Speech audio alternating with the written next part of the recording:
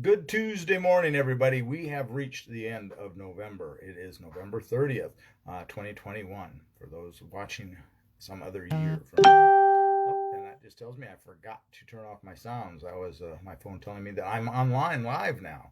So that was a quick notification. Usually it takes longer. Anyway, we are in the 12th chapter of John's Gospel. We are going to look at verses 20 to 26 today. And Jesus has just made the triumphant entry yesterday. And John's version of triumphant entry is a little less, maybe a little less dramatic. But here's what's going on in 20 and 26. A couple, three things in here that we want to pay attention to. All right.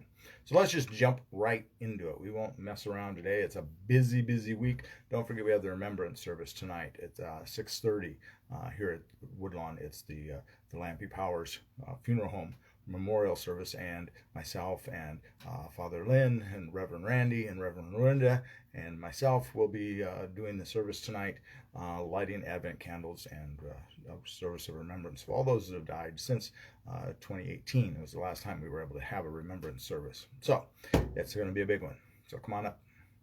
All right, let's look at 20 to 26 in the 12th chapter of John. Now, among those who went up to worship at the festival were some Greeks. They came to Philip, who was from Bethsaida in Galilee, and said to him, Sir, we wish to see Jesus.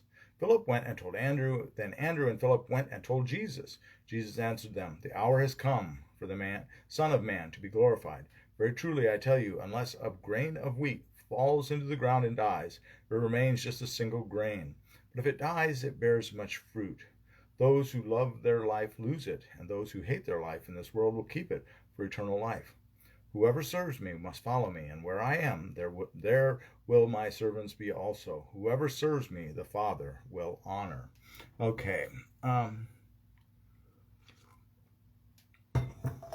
Here we have some Greeks, some non-Jewish people that are at the Passover festival.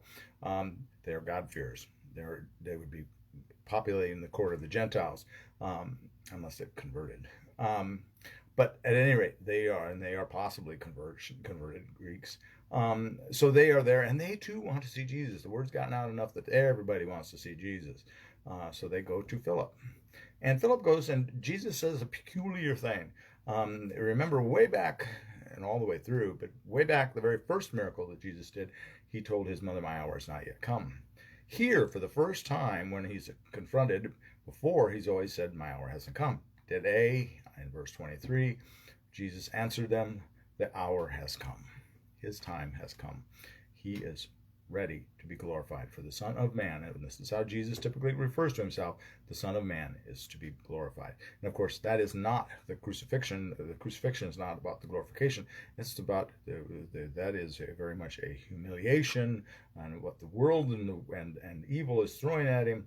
But the glory is Easter morning, the resurrection. That is coming. The end of the week is coming, the glorification. We are still at the beginning of the Holy Week. Then he goes on and says, Very truly I tell you, unless a grain of wheat falls into the ground, and dies, it remains just a single grain. But if it dies, it bears much fruit. And as agriculture, this is an agricultural command or community here. The people there very much understand agriculture, agrarian culture. To them, a kernel of grain, no matter what it would be, wheat he's talking about here, but corn, what have you, would look dead and didn't look like it had any life to it. But when you put it into the earth, it resurrected, somehow magically came to life.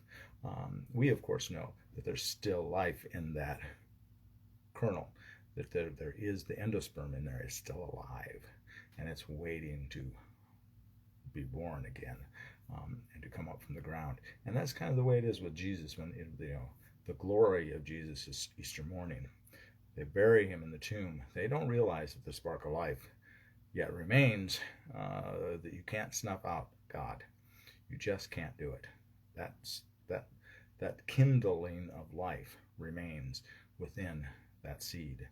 You cannot exterminate it in the life of God, the power of God. And so yet it is born again, and it rises on Easter morning.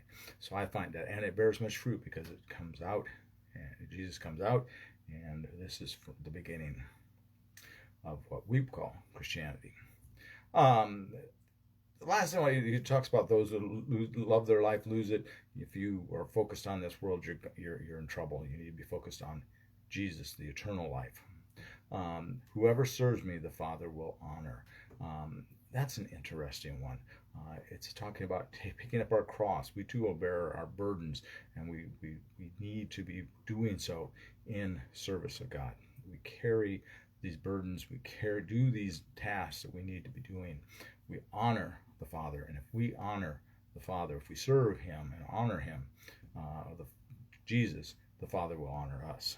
So that is what's going on there.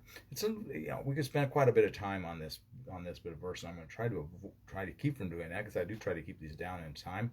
But read through this again and again. There's a lot to this, especially that kernel of grain going into the ground and being reborn. That is very metaphoric for Jesus and what Jesus is all about. Okay, so I'm going to leave you with that, and tomorrow we will pick up at verse 27, and we'll keep working our way through this week, through the Holy Week that Jesus is living. Don't forget that Saturday is the concert at 6:30, or at 6 rather, or 7. The concert's at 7. The doors open at 6:30. I'll get it right. Got too many things going on at 6:30, 6 whatever. 7 is the concert. Doors open at 6:30. Would be probably best, if you're planning to come, to get a hold of me this week and get a ticket in advance, because we're getting low on the tickets. Are selling well, and besides that, it will be more compacted at the door if everybody's buying tickets at the door. It would be much better if you could just hand your ticket and get your ticket stamped and come on in. Okay, have a blessed week or a blessed day, and we will see you tomorrow morning, where we pick up at verse 27. Be a blessing to someone today. Bye-bye.